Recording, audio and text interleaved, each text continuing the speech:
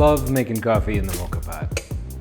It's a little bit tricky and there's a few extra steps involved, so I don't do it every day. It's not my morning cup, but when I'm in the mood, it is so much fun to have a cup from the Moka Pot.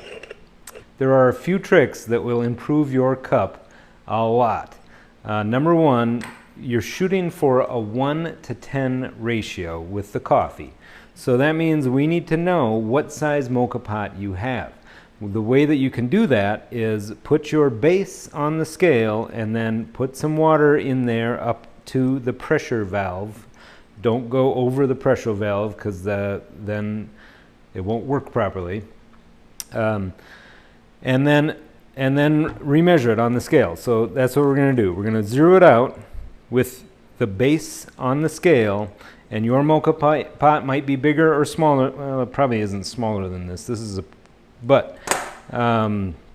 might be bigger than this, but the first thing we want to do is zero it out, add water to your Moka pot up until this pressure valve, and then let's reweigh it.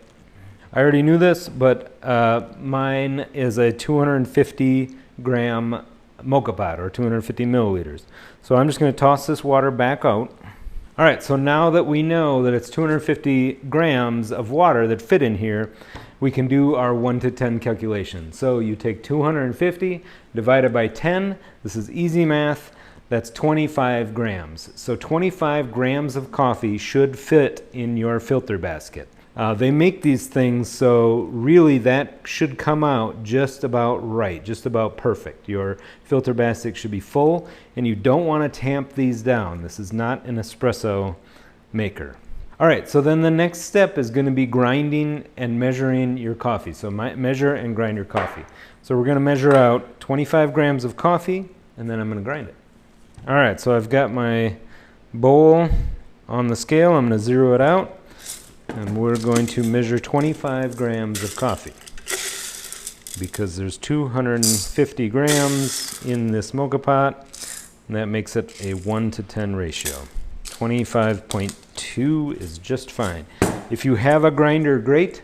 Then you can try and grind it pretty fine. A little bit more coarse than espresso, but probably about as fine as your grinder can go, unless you have an espresso grinder, which not everybody does. If you don't have a grinder, that's okay. Just use whatever grind size you have. Okay, so now I'm going to prep my filter basket and put my 25 grams in here. Sometimes I just find something to put this thing in to hold it. Otherwise, I don't know if that would work or not.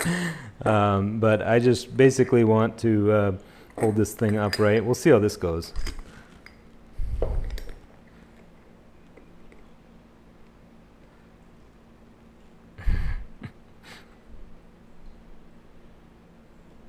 All right, I'm going to try and get that down in there. So you don't want to tamp, but you do want it to be level across the top. You don't want this to be pressurized.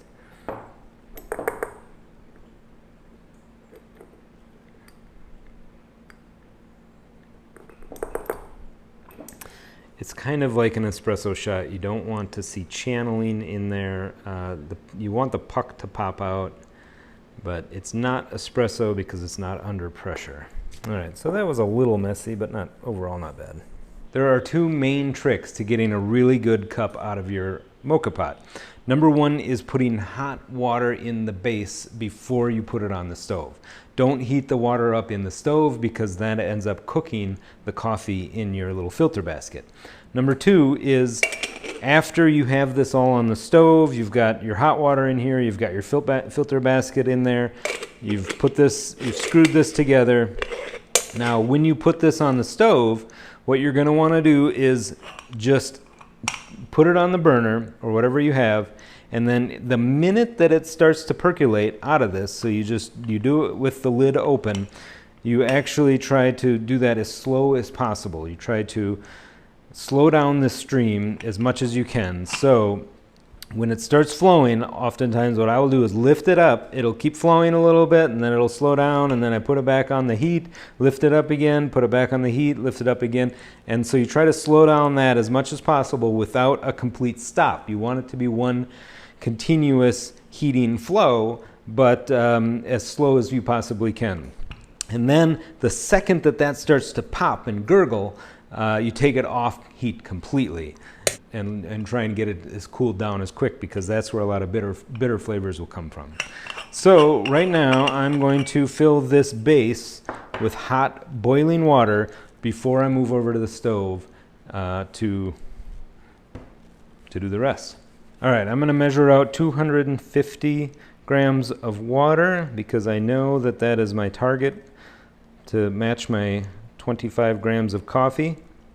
And now you're going to need some hot pads in order to handle this thing, because this thing will get hot. All right, so the hot water's in. Carefully put your coffee in next, and then put some hot pads on or something, because we're going to screw the top on. All right, make sure that's nice and tight, but not crazy tight. Now we're going to move over to the stove. All right, so I'm going to put this on the burner. I usually go from like about a medium heat. So this is on a number 5. And I'm going to open that lid, and we sit and watch. Now it is just now starting, so I'm going to lift up a little bit. At the same time, I'm going to lower the heat so it's flowing now. And you just kind of want to get this to flow as slowly as possible. But usually once it starts moving, it goes quick. But you just kind of want to make this a constant stream. I must have a really fine grind, because it is pushing through really slow, which is what you want. But then the minute that it starts sputtering, you want to take that off of heat. I'm starting to see a little, okay. I'm definitely seeing some sputtering, so I'm going to take this off of heat. I'm going to turn the heat off on the stove, and we're going to see how this turned out. All right, as with anything, it is sometimes nice to measure what your output is. So I'm just going to put it in a coffee cup here, and just out of curiosity, just to see how much we ended up with. All right, so 250 grams of water in. I got 163 grams of water out, which means that there's probably a fair amount of water still down in that base, but I'm going to see what that math is. Okay, that was 65% of the total water in. So this is going to be a nice strong drink. Let's find out how it turned out.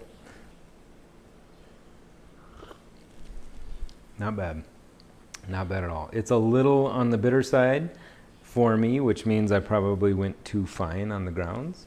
I'll back my grinder off just a little bit, but I don't think you'll have that problem. Enjoy.